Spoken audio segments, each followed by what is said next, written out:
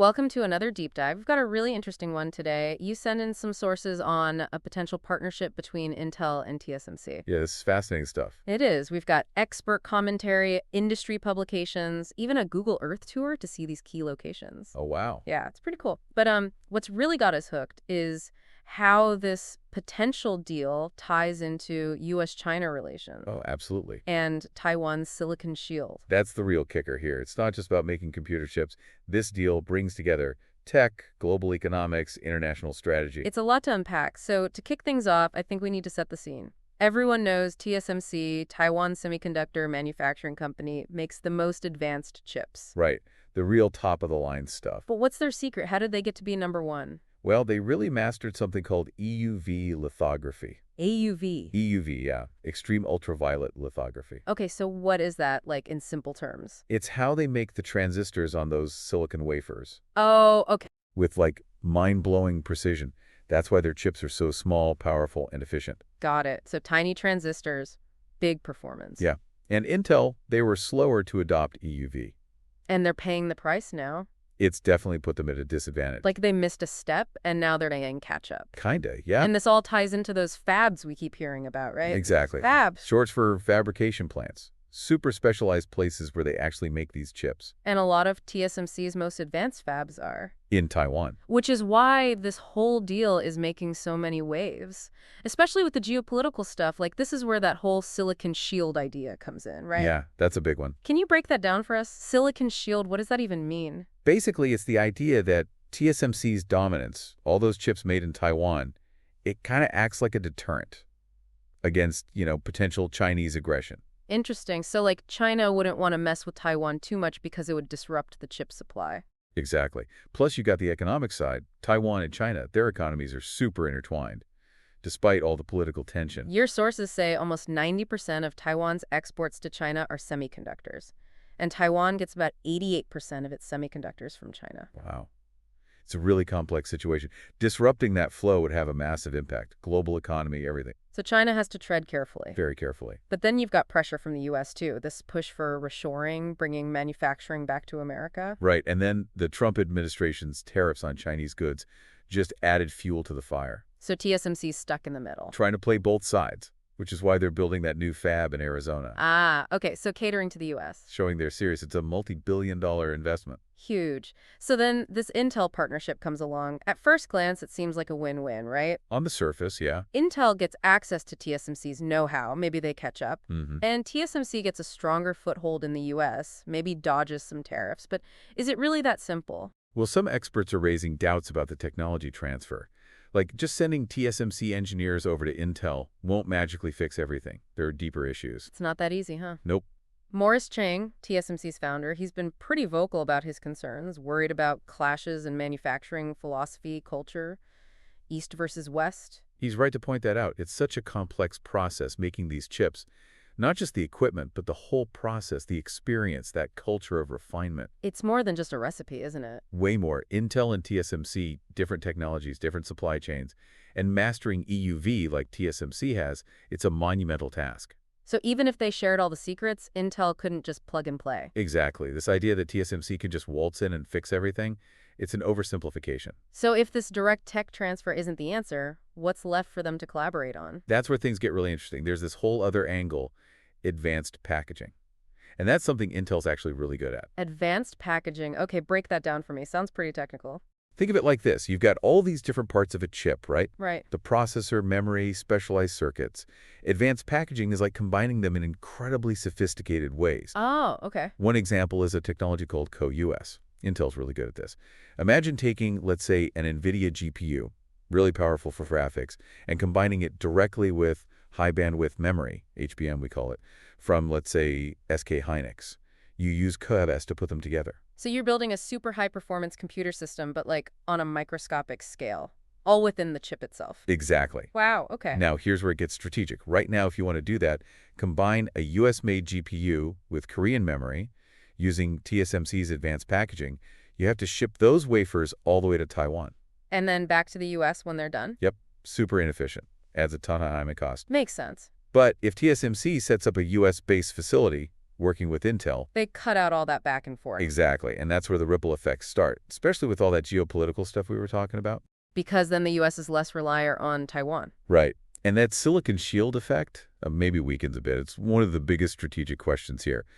If TSMC's top technology, including packaging, is replicated somewhere else, it shifts the balance of power. So this partnership, it's way more nuanced than it looks at first. Tech hurdles, economic factors, strategic implications, it's all tangled up. Definitely. And we haven't even touched on TSMC's motivations. They're not just reacting to U.S. pressure, they've got their own game plan. Oh, for sure. They're a business with their own goals. That's a great point. We'll have to dive into those motivations. And the bigger picture for the global chip industry in part 2 of this deep dive. So we've been looking at this Intel TSMC thing through the lens of, pressure from the U.S., but TSMC's got their own reasons to consider this. Of course. They're not just giving it TSMC is all about business strategic goals and all that. Right. So what's motivating them? What's the upside for TSMC in all this? Well, setting up shop in the U.S. for that advanced packaging could be a really smart play. Okay. It helps them sidestep those tariffs and build stronger ties with their big American clients. Like Apple, NVIDIA, AMD? Exactly. Getting closer to those customers, being more responsive. Makes sense. It's all about relationships in the end. It is. It's like they're teaming up to tackle this crazy global tech world. Yeah, makes sense. Okay, so zooming out for a sec, what does all this mean for the whole industry, like way down the line? This partnership, if it actually happens, could totally reshape the chip-making world. How so? It could really speed up this whole trend of moving chip production away from Taiwan. We were talking about that new TSMC fab in Arizona, and Samsung's doing the same thing. Right, expanding in the U.S. Geopolitically, what does that shift mean? It's tricky, especially with China's ambitions. If chip-making spreads out, Taiwan's strategic value goes down, at least when it comes to chips. Right. We talked about that silicon shield, how TSMC being so strong in Taiwan kind of protects them from China. Exactly. But if that power gets spread around... Changes everything? Big time. It's like a high-stakes chess game. Every move changes the power balance. And we're still early in the game with this partnership? Oh, yeah. Nothing's final yet. Right. But even the possibility is shaking things up. For sure. This whole semiconductor world is constantly changing new tech geopolitical forces. And this Intel TSMC thing shows how those forces collide. Yep. Perfect example. Okay, so we've covered a lot: chip making, global power dynamics. Before we move on, let's go back to your sources. Anything really jump out at you? Morris Chang's take was really interesting. Remember, he's the founder of TSMC, and he's not buying this idea that sending engineers to Intel will solve everything. Yeah, he's skeptical. He thinks there are just fundamental differences in how companies in the East and West approach chip making. Like different mindsets, different cultures? Exactly. It shows you how complex this partnership could be. It's not just sharing knowledge. Right. It's the whole ecosystem, processes, supply chains, that whole culture of precision and improvement. Exactly. It's not as simple as it seems. The other thing that stuck with me was that focus on advanced packaging as a key area for collaboration. Right. Intel's really strong there. Yeah. Your sources explain how that U.S.-based facility could be a win for both companies logistically. More efficient, and it strengthens those relationships with American customers. And of course, there's that whole geopolitical angle for Taiwan and the Silicon Shield. Right. If TSMC's got a big presence in the U.S., Taiwan doesn't need to rely on that shield as much. And that impacts the whole region and beyond. It's a global thing. We have to look at this from all sides: the tech, the economy, the geopolitics. Definitely. Okay, so this Intel TSMC thing could be a game changer for chip making. It's a story with lots of twists and turns. And the story's not over yet. Exactly. We're still in the middle of it. Right. This deep dive has been great. It's helped us see all the different perspectives and understand what's at stake. Speaking of stakeholders, we've talked about the U.S. and China, but what about the EU? Where do they fit in all this? The EU's a big player. They're doing their own thing, trying to reduce their reliance on Asian manufacturers and boost their own tech independence. Like everyone wants a piece of this pie. Of course, semiconductors are essential to pretty much everything these days. So what are the EU's strengths? What do they bring to the table? They've got strong research and development, especially in things like nanotech and materials science. Okay. And don't forget about equipment manufacturing, ASML, the Dutch company that makes those EUV machines. Right, those super complex ones. Yep, they're crucial for making those advanced chips. And the EU's got that. Wow. So how does the EU having this power through ASML play into their overall strategy? It's a big part of their two-pronged approach. They're trying to attract investment from big players like Intel and TSMC, giving them incentives to build fabs in Europe. Makes sense. But they've also got this H in the hole with ASML. It's a strong bargaining chip. It's like they're saying, hey, come set up shop here. We've got everything you need. Oh, and by the way, we control the most important piece of equipment. Exactly. It's a strategic game, and the EU's playing it well. They know how important chips are, not just for the economy, but for national security, too. And that's where their domestic investment strategy comes in, right? It's not just about attracting companies from outside. Right, they're also building up their own industry. So you've got this global push for diversification, the U.S. bringing manufacturing home, the EU building up their own industry. And then you've got places like India and Japan making their own moves. It feels like things are about to change in a big way. It's a really exciting time for the chip-making world. Things have been concentrated in East Asia for so long. But that's changing. The question is, what happens next? Right. What's the next chapter? Does this diversification lead to a more balanced world?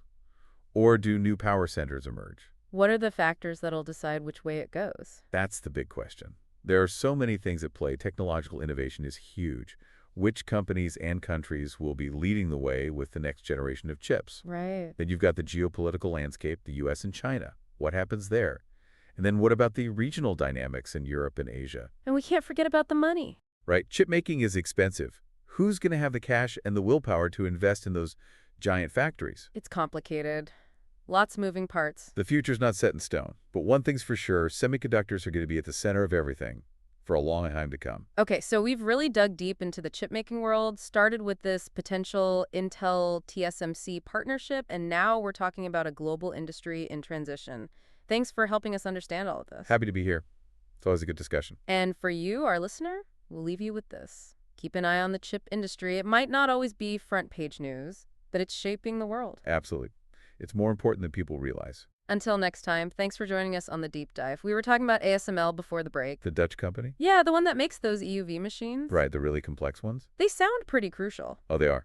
So what's their deal? Like, how powerful are they, really? They've basically got a monopoly on EUV machines. Wow, a monopoly. Pretty much, yeah. So anyone who wants to make those cutting-edge chips, they have to go to ASML. Yep, TSMC, Samsung, Intel, all of them. Wow. So how does the EU play this? I mean, having that kind of power through ASML. It's a big part of their strategy. Remember that two-pronged approach we talked about? Right, attracting investment and building their own industry. Exactly. On one hand, they're saying, hey, come build your factories here in Europe, offering all sorts of incentives. Okay. But then they've got this trump card with ASML. Like a power play. Definitely. It's leverage. They're saying, we're open for business, but don't forget, we control the most important piece of the puzzle. Smart. The EU's playing it smart. They're realizing just how important semiconductors are, not just for money, but for national security, too. Yeah, makes sense. And their domestic investment strategy plays into that too, right? Absolutely. It's not just about bringing in companies from outside. They want to build up their own expertise, too. So you've got all these different players now, the U.S. bringing manufacturing back home, the EU doing their thing, and then places like India and Japan jumping in. It feels like a whole new world for chip making. It does, doesn't it?